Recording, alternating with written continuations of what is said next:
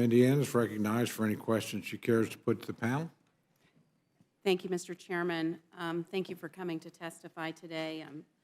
My State of the Union guest was a sheriff from Dearborn County in my district. He told me firsthand that police officers in the district are left picking up the pieces of the fentanyl issue. I have to agree with my colleague from South Carolina. I'm really surprised that we're not talking about the flow of fentanyl from our colleagues on the other side of the aisle coming through not just the ports of entry, but also in the unimpeded, unsecured southern border. To put this drug problem in perspective, and I've mentioned this before, but I certainly think it's worth repeating, our state, Indiana, has a tracker for opioid and fentanyl-related overdose deaths. 220 of my constituents in the 9th District have died from drug-related deaths in the last year alone. That's 220 sons, daughters, mothers, fathers, and family members, when even one is too many to lose. Representative Griffith, in the fact sheet that's accompanying your bill, I noted that 77% of adolescent overdose deaths in 2021 were related to illicit fentanyl. It also listed 109,000 people dying of drug overdose. That was accounted for, fentanyl accounted for nearly 75,000 of those deaths in 2022. I just want to give you the opportunity to tell us what you think the single greatest need is to pass your bill. Well, I think obviously we need to make sure we get the votes, but the purpose of this bill is to make it harder on the bad guys, the drug dealers, and the people bringing these substances across the border. And the way to do that is to make it so they can't cook up new schemes and new ways to get around the law. And then secondly, to have the research. It is hoped, although there's no evidence yet, but it is hoped that one of these analogs might be an antidote to the overdose, because unfortunately what's happening is that the fentanyl is being put into a lot of other substances that people, like so many other drug scourges that have come through in the past, people went out and looked for it. Here, oftentimes what's happening is they think they're buying something else, marijuana, Percocet, something else, and it's laced with fentanyl and laced at a level that's fatal. And so what we're trying to do here is to make it harder on the bad guys, and do the research to see if there is something out there that might be an antidote to all the deaths that are happening. All the chaos. All the chaos, yes, ma'am. I want to talk just a little bit about mandatory minimum sentencing. That's been brought up a few times here today.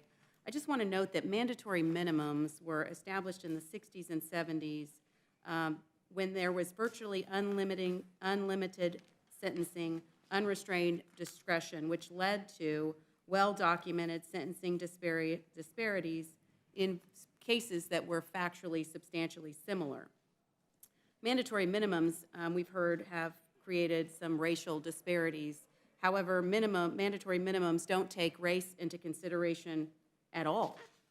In fact, it doesn't tie the crime to the person, or the person, it doesn't tie the sentence to the person, it ties the sentence to the crime. Also, we've heard that mandatory minimums have had no effect. However, in the 1990s, a significant drop in crime across all categories of offenses was tied to mandatory minimums that were adopted in the 1980s, which contributed to that decline.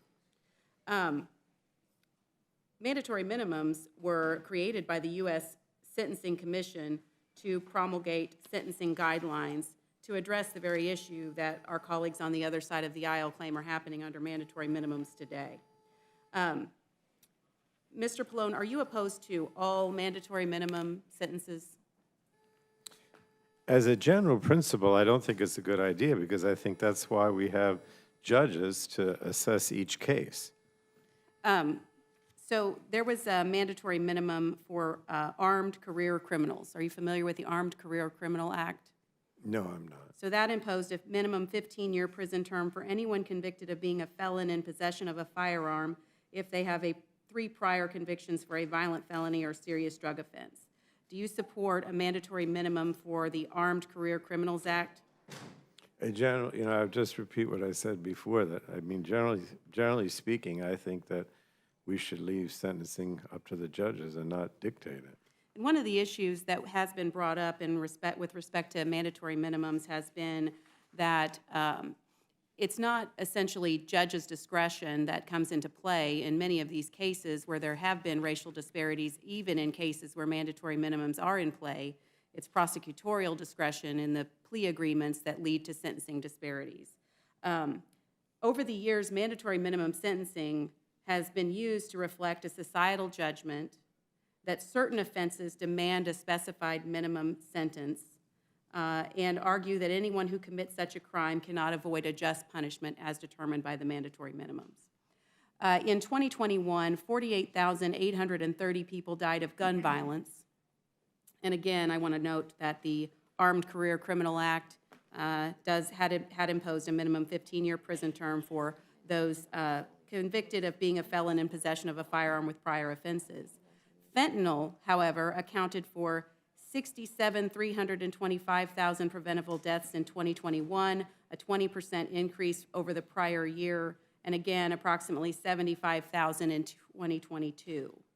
So more people are dying at the hands of drug dealers pushing fentanyl on our streets than died of gun violence.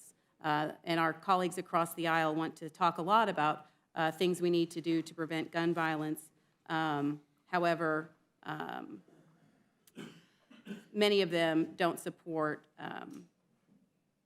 the mandatory minimum sentencing in this piece of legislation, which I do support because I think it doesn't take race into account at all. As I mentioned before, it ties the sentence to the crime and not the individual. So if the gentlewoman would yield, I would point out, though, that what I had suggested in this amendment that I would like you to adopt by Mr. Pappas and some of the Republicans is that it would say that with regard to offenses resulting in serious bodily injury or death, there still would be mandatory minimums. So there are certain cases, Mr. Pallone, where you would support mandatory minimums. That's a compromise, if you will, that's been suggested by the Biden task force on the topic. Okay, thank you. I want to switch to the trucking piece of this bill.